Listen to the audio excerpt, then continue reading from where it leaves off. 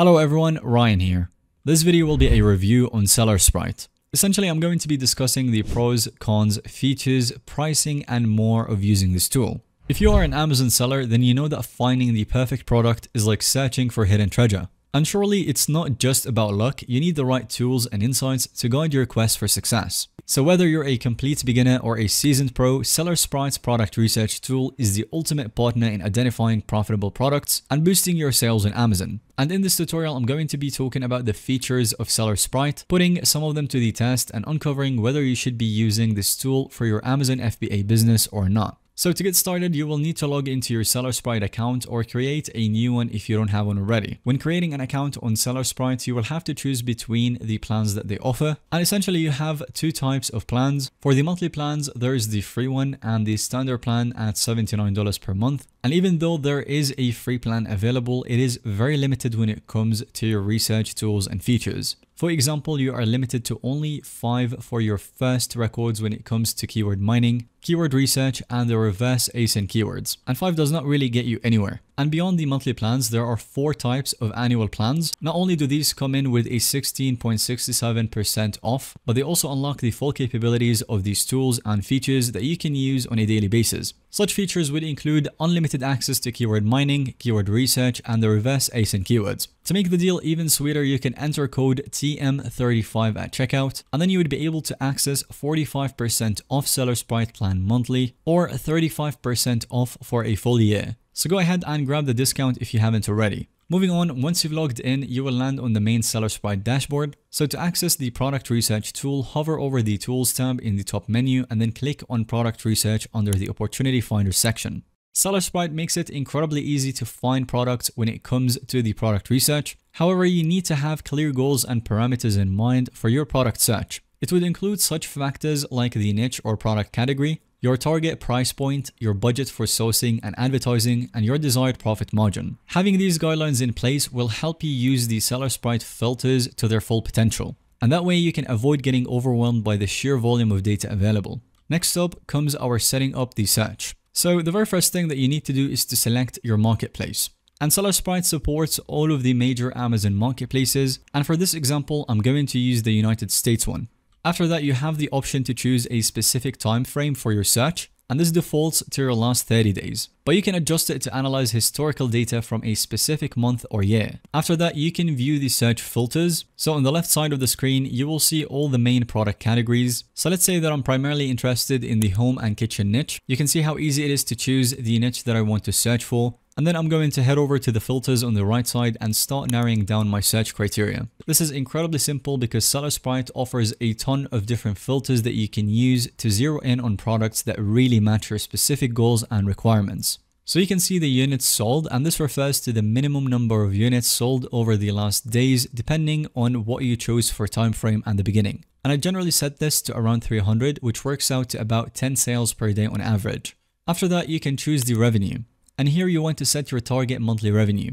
So let's say that I'm aiming for products that generate at least $50,000 in sales per month. And these two filters essentially tell me how much demand there is for the product that we are going to be looking at. If a product has a decent number of search volumes and is actually generating revenue, then this is clear indication that people are actually interested in buying that product. Pretty simple, and using SellerSprite to actually find out these products will actually help you save a ton of hours compared to searching for products on Amazon manually. Next up, there's the number of ratings filter where you can specify how many customer reviews you want to see. If you are looking for more established, proven products, you might set a higher minimum like 500 or 1000. But personally, when I'm doing product research for my own products, I will look for something that has a fairly high search volume but less competition. So a lower maximum of about 200 reviews might be a better fit. I'm going to set a minimum of 1000 reviews for this search though. Another filter that you can use is the gross margin percentage. And this is an interesting one because it lets you specify the minimum gross margin that you need to be profitable.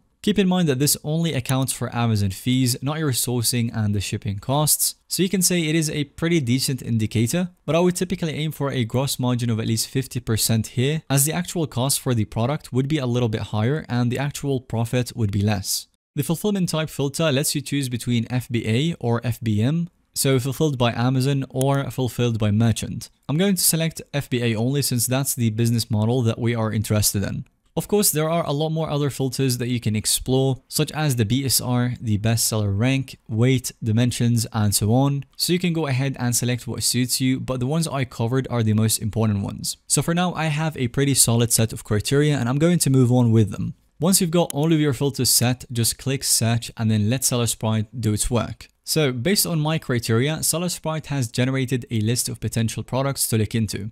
Right away, we can see some key data points like the listing title, price, average BSR, monthly revenue, and so many more. A little tip here is that you can toggle between a traditional list view and the grid view. You simply check or uncheck this grid view option to switch back and forth. And initially, I like to start with the grid view to save some time, and then later on when I like a product, I would switch back to the list view and analyze my findings further. So click on those products and view more details. You can even pull data from Keeper, which tracks the historical prices, sales rank, and review velocity for the listing. This is great for spotting any red flags or seasonal trends that you should be aware of or even avoiding. As you are analyzing the different products, you might want to compare them side by side to weigh the pros and the cons. SellerSprite makes this super easy with the comparison feature. You simply tick the checkbox next to each product that you want to compare and then click the compare button at the top of the screen. And this will bring up a table where you can see all of the key metrics lined up for each product. It is a great way to quickly spot the strengths and weaknesses of each option.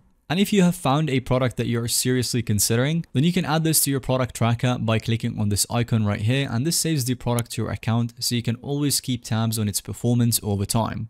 From your product tracker, you can set up alerts for things like any price changes, inventory levels, and review velocity. You can also export the data to a CSV file for further analysis or record keeping. So after exploring the features and functionality of this tool, I want to take a step back and consider the tool overall strengths and weaknesses so you know whether you should be using it yourself or not. The pros would include comprehensive data. One of the biggest advantages of SellerSprite is the sheer depth and breadth of data it provides. From sales metrics to keyword rankings to competitor insights, it really gives you an amazing view of any product that you want. And despite the complexity of the data, I actually see it as a clean, intuitive dashboard that's easy to navigate and filter. So I'm going to go ahead and consider it user-friendly. However, moving on to some of its cons, while SellerSprite is generally user-friendly, it does have a lot of features and data points to learn and get comfortable with. It may be easy to use once you've gotten used to it, but you still need to put in the effort and time to actually get to know how to use it. Additionally, compared to some other Amazon seller tools, SellerSprite's monthly pricing is on the higher end. And the cost may be a barrier for sellers on a tight budget, especially those just starting out, but you can mitigate some of that cost by actually using the annual plans. Through them, you can grab the discount deal and save some money compared to paying monthly. In addition to that discount, you can again use our code TM35 at checkout and grab that sweet 45% off SellerSprite monthly plan or 35% off for a year. Definitely grab the discount if you're considering getting a subscription. You don't lose anything by trying it out.